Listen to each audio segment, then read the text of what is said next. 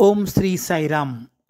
सद्गुरू श्री साई चरित्राचा 35वा अध्याय हा चिकित्सा खंडन विभूती मंडन या शीर्षकाचा आहे.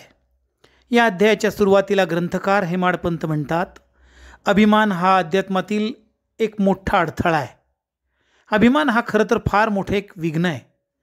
श्रद्धेचं तिकीट काढून विश्वासाच्या गाडीत आपण बसलो की साईनाथ आपल्याला अध्यात्माची सफर मोठ्या खुबीने घडून आणतात. श्रोते हो, एकदा निराकार ईश्वराची उपासना करणारे, मूर्तीपूजा न मानणारे काही भक्त शिर्डीला निघाले. ते म्हणाले, शिर्डीला मी येऊ, दर्शन घेऊ, पण मान मात्र वाकवणार नाही, दक्षिणा तर मुळीच देणार नाही. अशा अटी शर्तींसह ते मित्रांनी शिर्डीला आले. साईनाथांच्या मशिदीत त्यांनी पाऊल ठेवताच लांबूनच साईंनी त्यांना कायावजी या गोड शब्दात हाक मारली. बाबांचे गोड शब्द ऐकताच एकाला आपल्या स्वर्गवासी वडिलांची आठवण झाली. तो मनात सरकला व इतर मित्रांना म्हणाला, अहो, हे तर माझ्या वडिलांचे शब्द, हा आवाज हुबेहूब माझ्या वडिलांचा. हे त्याचं बोलणं ऐकून त्याचे मित्र मनात मात्र विरघळले. आम्ही वाकणार नाही हा निश्चय विसरून सारेजण साईनाथांच्या चरणावर नतमस्तक झाले. साईंनी जवळ बसलेल्या काका महाजनी यांच्याकडून दक्षिणा मागितली, मात्र त्या मित्रांकडून मुळीच मागितली नाही. मित्रांना चुटपुट लागली.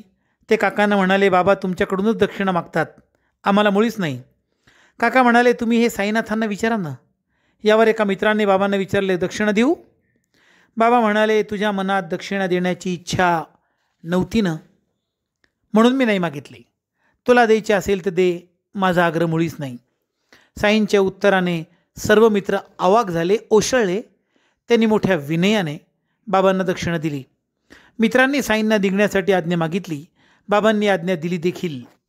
आकाश ढगाळलेलं बघून जवळच बसलेले माधवराव देशपांडे यांना साईनाथ म्हणाले, माधवराव बाबांना म्हणाले, साईनाथा, अहो पाऊस यांना भिजवणार तर नाही ना? बाबा म्हणाले, मुळीच नाही, यांना शांतपणे जाऊ दे. शिर्डीहून ते मित्र टांग्यात बसले. याच वेळी विजा चमकू लागल्या. विजांचा गडगडाट सुरू झाला, पण पाऊस मात्र आला नाही. ते आगळीत बसले आणि सुखरूप मुंबईला आले.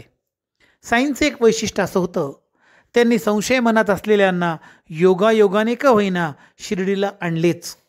इतकेच नव्हे तर त्यांची तरकड बुद्धीसुद्धा बदलली. आता हेच पहा ना, मुंबई येथील कायदेपंडित धरमसिंह जेठाबाई ठक्कर यांच्याकडे साई भक्त काका महाजने हे कामाला येत होतं. जेठाबाई जरा जास्तच तरकट. त्यांच्या मनात भयंकर अभिमान होता. कोणासमोर वाकणं हे त्यांच्या स्वभावात मुळीच नव्हतं. काकाजींच्या हट्टामुळे ते शिर्डीला यायला तयार झाले. पण ते काकाजींना म्हणालेच, तुम्ही शिर्डीला जाता आणि तिथे राहता, यावेळी ते जमणार नाही, तुम्हाला माझ्याबरोबर परत यावं लागेल. काकाजी नम्रपणे म्हणाले, ते माझ्या हातात नाही, ते साईंच्या हातात आहे. सद्गुरूंच्याकडे आणि देवाकडे कधीही रिकाम्या हाताने जाऊ नये, म्हणून काकाजींनी वाटेत द्राक्ष घेतली. सर्वजण साईंकडे शिर्डीला आले. काकांनी साईंच्या चरणावर नतमस्तक झाले आणि त्यांना मोठ्या भक्तिभावाने द्राक्षे अर्पण केली. साई महाराजांनी ती द्राक्षे प्रसाद म्हणून सगळ्यांना देऊन टाकली. स्वतः त्यांनी धरमसिंह यांनाही द्राक्षे दिली.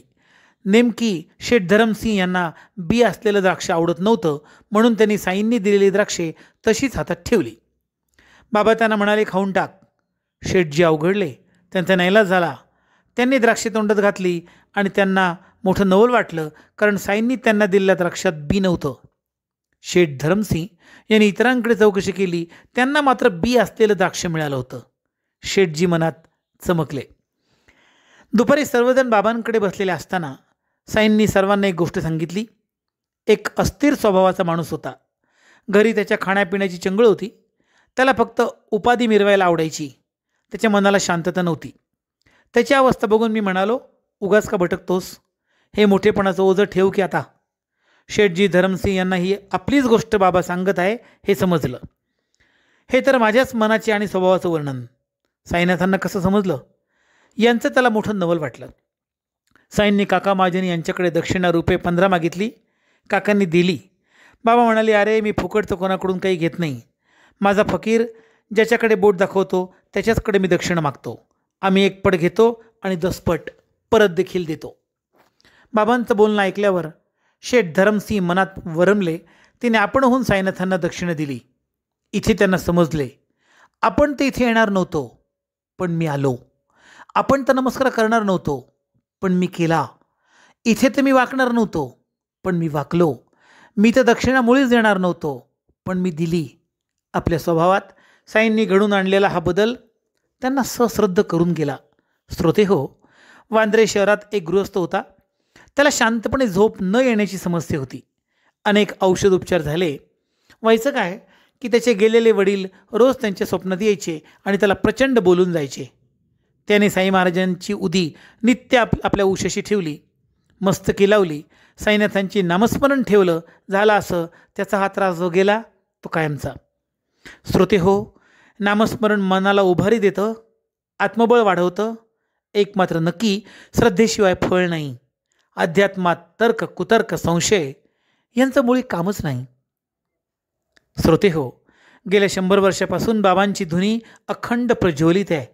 लक्षावधी भक्त साईनाथांच्या उदीने स्वतःच्या मनाला प्रचंड आत्मबळ मिळवत आहेत. अगणित भक्त साईनामाच्या उद्घोषात धन्य धन्य होऊन जात आहे. हेच साईनाम सूर्य चंद्र तारे असेपर्यंत भक्तांच्या रोमरोमात चेतना देणार आहे, हे मात्र नक्की. श्रोते हो, इथे 35वा अध्याय संपतो. भेटूया पुढच्या एपिसोडमध्ये 36व्या अध्यायाच्या निमित्ताने. तोपर्यंत ओम श्री साईराम.